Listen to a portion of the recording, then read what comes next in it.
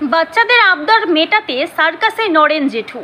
পাণ্ডবেশ্বর বিধানসভার বনগ্রাম প্রাথমিক বিদ্যালয়ের ছাত্রছাত্রীরা আজ যেন ফিরে গেল পুরনো দিনের সেই আনন্দে সার্কাস দেখতে।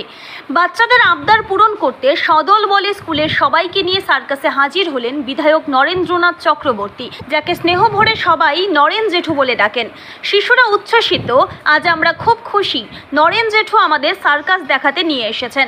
এক বাচ্চার ঠাকুমার আবেগঘন মন্তব্য, শেষবার 10 বছর বয়সে সার্কাস দেখেছিলাম, আজ আবার 60 বছর বয়সে সেই সুযোগ পেলাম।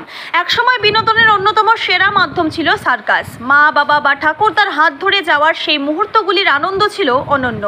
আজকের দিনে সার্কাস প্রায় বিলুপ্ত প্রায় হলেও নরেন জেঠুর উদ্যোগে বনগ্রামের শিশু ও বড়রা আবারও সেই নস্টালজিয়ায় ভাসলেন।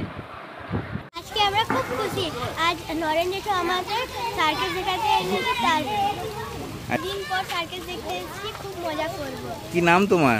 আমার নাম জয়ন্তী কর।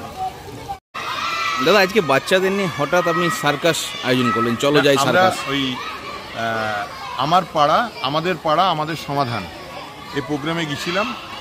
সামনে স্কুলের বাচ্চারাও আমাদেরকে ডাকলেন এসএল সাহেবের মাধ্যমে। আমি ছিলাম, ডিএম সাহেব ছিলেন, এডিএম সাহেব ছিলেন, এসডিও সাহেব ছিলেন, আমরা সবাই ছিলাম। বলে বাচ্চারা কথা বলতে চায়, তো ন্যাচারালি বাচ্চাদের কথা শুনতে গেলাম। ওমা, বাচ্চারা সবাই ঘিরে ধরে বললো এখানে গাছ লাগাও, এখানে আমাদের কিছু অসুবিধা আছে। এবং এখন তো বাচ্চাদের এই অ্যাসেম্বলি হয়, সংসদ হয়, ছাত্র এই প্রত্যেক স্কুলে পার্লামেন্টারি তো কেউ উপমুখ্যমন্ত্রী, কেউ প্রধানমন্ত্রী, কেউ স্বাস্থ্যমন্ত্রী আমার দিকে তীর বললো, আমার আঙ্কেল তুমি তো আমাদের এমএলএ, আমাদের বাথরুমটা খুব খারাপ, ওটা সারিয়ে দিতে হবে।